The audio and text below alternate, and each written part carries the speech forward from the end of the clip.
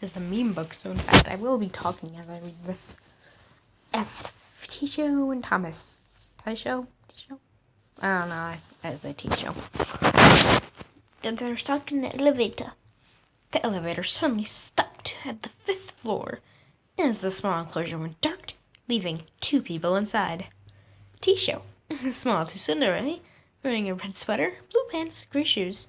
He has brown hair with purple at the end. Thomas, a tall person, wearing a blue sweater, brown pants, and black shoes. He has red hair and a ponytail. Tisho's point of view. The elevator just shut down. It's dark, and I'm late for my new job. Great. Just great.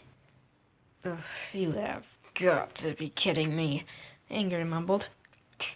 Great. And a voice next to me. I looked over to see someone slightly taller than me turning on a flashlight. Well, looks like we'll be in here for a while. Almost no one uses this old thing. He nervously was back and said, I'm Thomas, by the way. Tisho, and is this common? I asked in my head.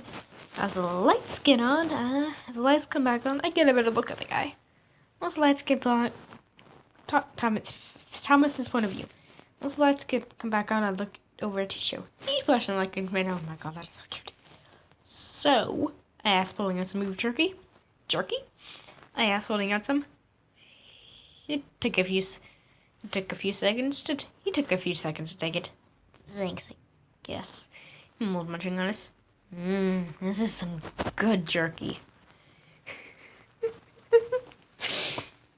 And you have no idea how difficult it was to laugh at the fact that I gave the person in the other thing the same name as the victim. Crime! Ooh. Just show my thingy. Anyone who's weak is worthless. That's what my sisters told me. Anyone who's paid the taxes can be punished. That's what my brothers told me. My dad told me, well, he's probably the man up. My mom's never told me anything. They never speak at all. Hi, I'm Carton. I'm 10 and I live with a gang. Somebody else, to be exact. My school doesn't know, or at least they didn't, but it couldn't bring me back after I lent my mom's money, so we got into a fight. He was taken to the hospital, and I was taken to the office. I'm calling your parents, you disrespectful. I'm calling your parents, you disrespectful little brat. The principal yelled before storming off. She doesn't like me much. And again, no one really does. After we was at least an hour, one of my moms and my dad walked into the room, followed shortly by a startled principal and a cop. And you found him where exactly? The cop asked. Dad. Dad looked at me before ripping and said, I didn't find him. I didn't remember, Dad. He never told me where. It's not like, and he's not going with any of you. Dad spat at the cop, and as for this fight, he was about to continue before, who I'm assuming is the mother of the kid I fought with, burst in with a very angry expression. What the hell happened to Jameson? She screeched at my father, who just clicked his tongue. I was actually going to let Carson explain that. Well, turn to me. Oh yeah, don't talk. I probably should have said that earlier. I should have grabbed my whiteboard before starting to write.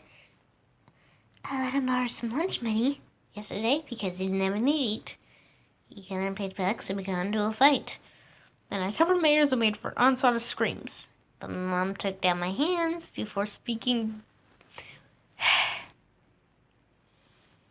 No, I don't want to go to the ad. You should totally get it. It's called Hello Pet. No, go away. Sorry about that.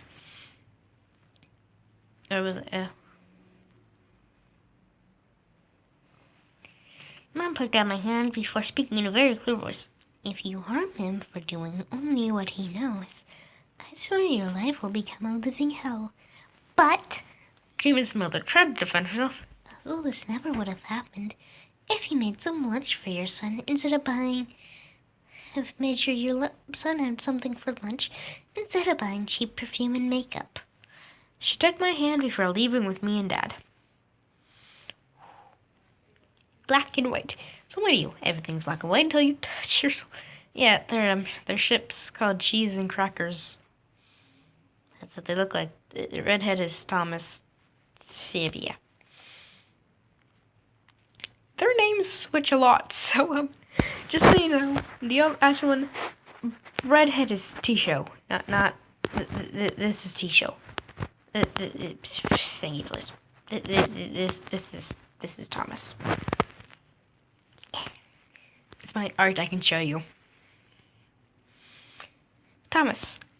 It was Sunday, March 5th, 2013, 2:08 a.m. I got up for another day of work. Really early. I grabbed a cup of coffee from Starbucks on my way there. Outside of the godforsaken place, I saw my coworker Tisho. He spotted me somehow through the giant-ass black and white crowd and called me over. When I got there, we just stood waiting for the place to open. It was now 2:55. Place opened at 3. So, Tom, you think the elevator's gonna work today? Or are we playing poker but eating jerky again? Tisho asked, turned towards me, referring to the always breaking out elevator traps everyone and anyone. You better not or I'll punch you, mumbled, crossing my arms. Oh no, you'll punch me, how terrible. Tisho joked, before continuing to laugh a bit. Yeah, I grumbled. Then the doors opened and we went inside. Inside breaking down noises here. Oh my god, you have got to be kidding me, Tisho groaned. Did you actually just... I stared at him. His response was the smuggest grin I have ever seen. You're not complaining, are you? He winked before continuing. Anyway, he said I then proceeded to punch him in the face. Asshole. I helped turning away with my eyes closed. Oh, wow, you were serious. He trailed off, sounding policeman. Thomas, open your eyes. I looked at him before freezing. What the hell? I looked around frantically. The carpet was green. Now the day goes shaded gray. It was still like but green. The walls, well, they didn't change. Still gray. Okay, wow, your hair is cool. I looked at Tisho when he said that. I could feel my haze heating up. God, he was hot. Well, he was hot before, but now he's more hot. You're still... Looked away quickly, getting redder than his hair. Tisho's hair is really red. Can I go tomato? He grinned more than he had before. No, do not. I will punch you. I gave him a death glare. Well, not like punching me would be a bad idea, right? He took a step towards me. His shit-eating grin grew into more of a smirk. I guess. I looked around, growing more red as he got closer. The carpet's still really... He cut me off. He cut me off with a quick kiss. Taco Bell after work? Tisho asked with another shit-eating grin. Okay, asshole. Then the elevator door opened and I rushed out. Jameson? Yeah, look, it's Timmy and his brother and his evil little brother. They're the same age. Timmy was born first. By all accounts, I think Jameson is younger. Multiple knocks at the door woke Timmy up from a rare slumber. He groggily stumbled over the door, slipping on a gray shirt in the process. Opened the door, he saw some purple hair. Looking down, he saw Jameson. Jameson? Timmy asked, eyes squinting. What the hell are you? He saw a red mark on his shaking brother's cheek. Get inside. Timmy dragged his brother inside, out the pouring rain. Giving Jameson a towel, after some silence, Timmy turned to his brother. What happened to you? His brother looked at him confused and ashamed. What do you care? You visited me. So, Jameson mumbled back, you never visited me. How did you even know where I live? Timmy gave his brother a stare, which caused Jameson to sigh. Look, Mom came home drunk with some friends and kicked me out. Timmy huffed. That isn't all that happened. Timmy stood up and walked to the kitchen. But you don't have to talk about it if you don't want to. He came back in the living room, tossed Jameson a Swinkie. You can sleep on the couch, there's some clean clothes and laundry. Timmy locked his door and walked back to his room. He didn't close the door when he let Jameson in. God damn it, Jerry. Jerry, underbed monster. Felicity, closet monster. Hey, Jerry, kiddo's gone! Spider-looking monster yelled, looking back from the window inside of the closet. And Steak monster yelled, God damn it, Jerry, you owe me 50 fair bits, duh! The monster stormed out of the closet, pulling up the snake. So pay up already, lazy asshole. Yeah, here. The snake tossed the spider 50 glowing fragments. Thank you, the spider said before going back in the closet. Love you, Felicity, the snake monster mumbled. Love you too. The spider responded. You two are adorable. A squeak voice said behind the dresser. Shut up, Vile! Both monsters yelled in response. Honestly, Molly, you are an idiot. Spring's point of view. My mother died at first. My father. Well, we don't know what happened to him. So since I was born, I had nothing but a weird black shadowy thing in my foster parents. They never paid any attention to me. The shadowy thing didn't help with my social life. Everything I touched looked half dead. Hey, freak! I heard Molly yell, followed by something solid hitting my head. A rock. Ugh, not today. Good hit, Molls. Molly's boyfriend yelled at her before grabbing me by the arm with a gloved hand. What do you two want now? I groaned, using my free arm to rub my head. Jessica took my bracelet Harry gave me, Molly said, glaring at me.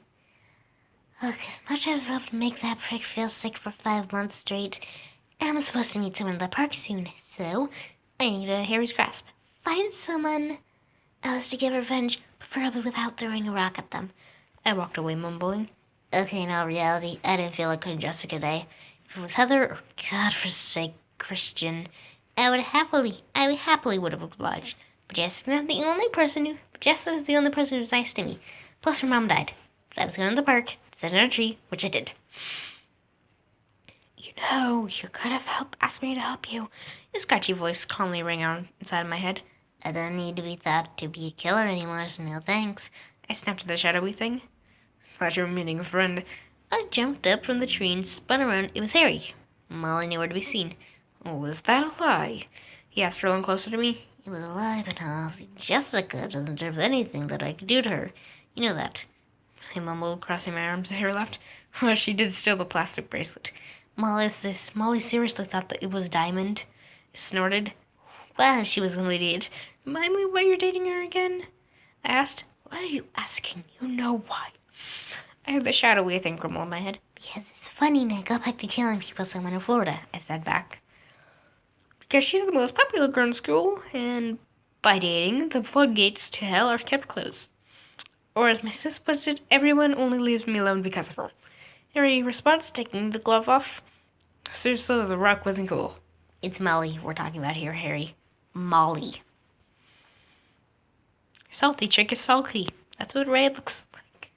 Creep hostages. Other fandom, but salty person is trying not to be killed. It was a quiet day in the woods. The sun was bright. Nothing was amiss. Then angry yelling erupted, followed by a splash of water. Damn it, you son of a water! You can go burn in hell! The disgruntled teenager pulled herself out of the water, still yelling. She stopped for a second before continuing. Shut up, universe! I didn't know the branch would break. She continued to grumble before getting to leave the forest. Feeling as someone following her started to appear.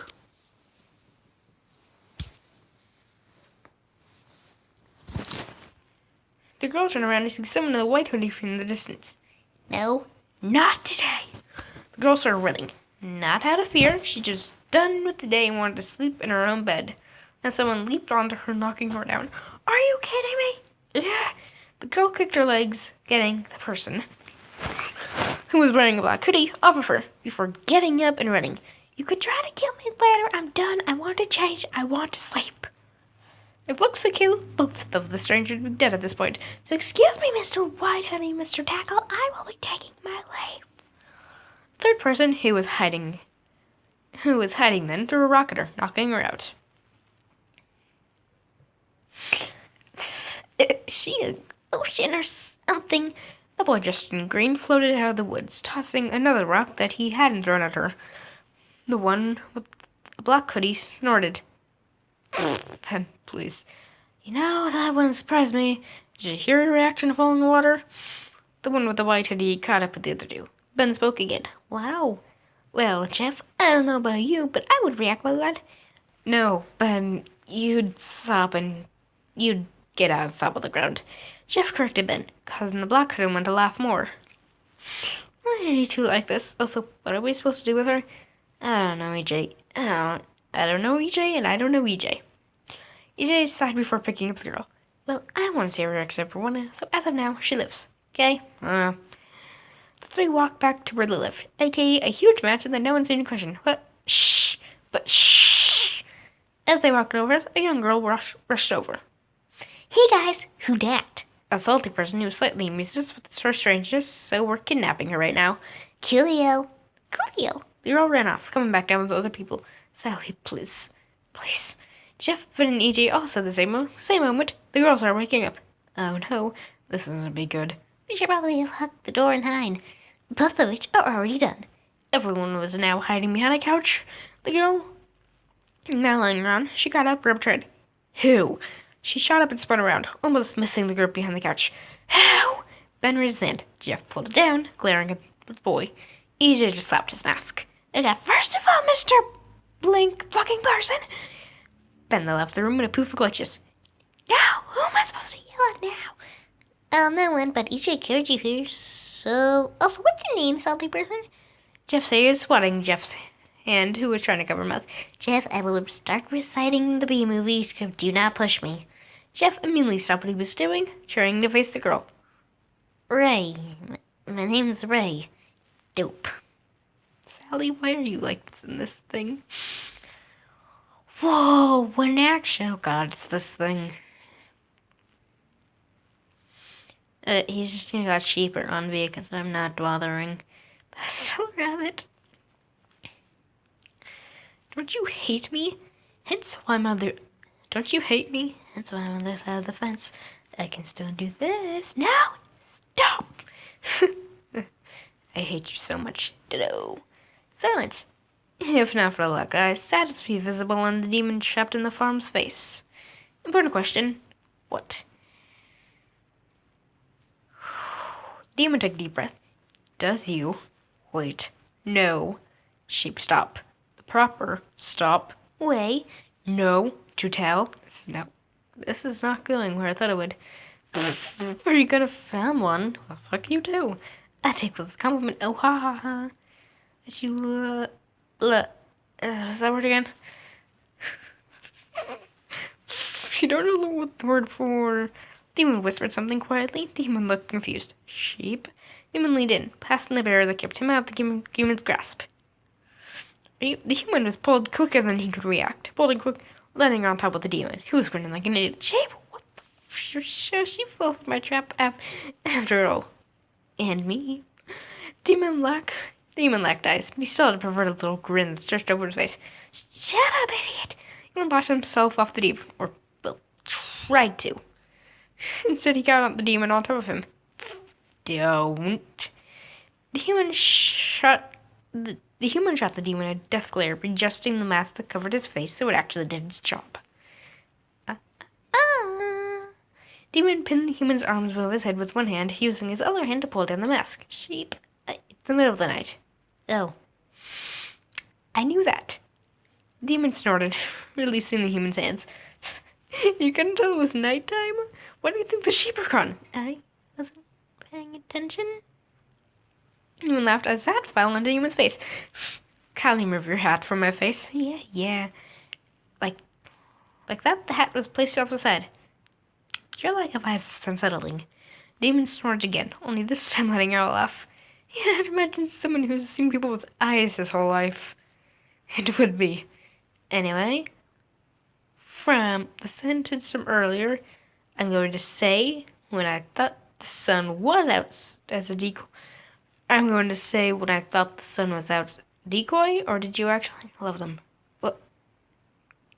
Oh. Demon realized what the demon had said. Does you know the proper way to tell someone that you love them? I don't know. The human pressed the demon closer, only inches from his face.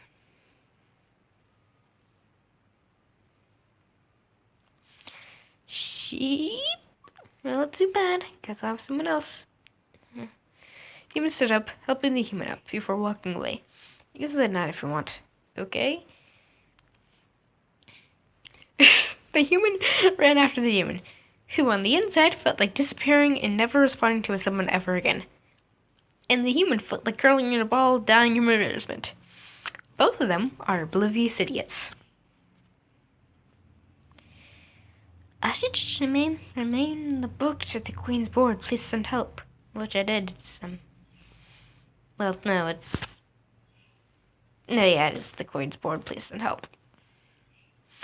Singer from Freestyle, Slushy and Tara and Sans. This is her first solo looks like, don't ask. Based on this one picture, it's just Slushy asking one. Everyone's scared because it's freaking cold. A child draped in blue shakily walked out of a makeshift shelter, shivering in their soaked clothing, blowing helplessly into their gloves. They looked to left, seeing a skeleton sitting at a booth, sipping a drink out of a brown cup. Why do you do this? There we go. Okay. The child walked over, making the person known. Hey, Slushy. They wiped away some snot from their nose, wrapping their arms around their body, the shivering getting worse. Kiddo, you okay? Scott from Fauna, looking up from a shrink, also shivering. No. Child shriveled up even more into a small form. Their soul was still okay, thinking of the piece of ice that had been forming on it from the last time they were caught in a snowstorm. You got cut out in that zoo. No, don't worry. I do. Child gasped, looking at his skeleton. Paying more attention, they could see his sweater and scarf were soaked, and the ice on his head was slightly larger. Are you? I'm fine. Anyway, you want some cocoa? The child showed another cup of liquid he'd been sipping. The child grabbed the cup, chugged it down as quick as they could, giving the skeleton 5 gold whilst doing so. Thank you. The child smiled at the skeleton, who smiled back. Didn't not her father out. You can try off it. Obies. Like that, the skeleton was gone. T. How? T. Chara, hey, you thing. Don't. That's her. She will fight you. Tugging at the restraints caused a sharp electric bolt to flow through her body. That happened when she tried to stand up as well. So overall, she was stuck. She didn't know how, but she was, and she was pissed. She had a door open and snapped her head up, shooting a death glare at the man who walked into the room. She huffed and turned away from him and continued to attempt to get out of the restraints. You're not getting out. Wait, because I am allowed to attempt to kick you through the wall, so do not mind me. I am going to struggle all that I want. You know, I didn't even mean to get you. Are you friends? Oh no, he actually is your friend. Which one are you referring to? Also, you know, I am the only one that would have fallen for that trap of yours. A masked comedian, but not for who you used. It is actually. We are my friends. Names? She coughed before sighing. Since the skeleton frisk is something, as reveals a goat, bookworm flowey from the portal is a flower, other flowey from a portal is a demon plant thing. I believe Haas is the only human in our house. Unless I'm forgetting someone, I probably am. Yeah, I can't. She got out of her range and tackled him, pinning him. Okay, you clearly had nothing to do with this. Who did? Hell, you are not the one who knocked me out. She air-quoted the knocked part of her sentence. Oh, right, not actually alive. I am waiting. Well. Door got busted down as a girl walked in, looking royally pissed. Tom, you had one job. She's a strong boss. I can and will throw you a wall. Now please release me. I will not tell anyone now. I will not tell anyone now. After a moment's silence, the girl laughed. You couldn't possibly be me. She got out from floating in the air, summoning multiple knives, giving the girl death here. Let me out, and no one knows. Yes, hard to say. Thank you, ma'am. Also, I will not tell anyone, but no promise of what I will not find and fight you. Before a response could be made, she was gone. Who? Due to the difficulty of who's talking, I am putting initials. D equals death. They stood up, slamming their hands on the table. The human of discussion was getting to be a quite displeased subject, mostly for death, but all the other classes as well. Okay, so I didn't work, Mr. Watterson didn't work, that heavy guy that's stuck in the mountain didn't work. Who haven't we tried? Death, have you actually tried to touch her? Yes. I tried electrocuting her. I did, it didn't work. Have you done anything? We've been over this plot. I threw her into a volcano, idiot. Okay, stop, guys, please. Just what happened every time? Death coughed and sat back down. When Fur burned her, did a water stabilize the whole lava pit. When Heave crushed her, he was blasted away. Someone thought tried to touch her. When Doc tried to drown her, she was dragged out last second. We still have no idea who's protecting her. It's not possible. Someone who's never been here. That doesn't help. Look for his must have balls. Clearly. The door slammed open and a new sight walked in. Who are you? The stranger smiled. No one in particular. I just want to listen. You and me. Okay, we've tried feeding... Okay, have we tried feeding her the Chimera? Yes! I love this book. It's just great.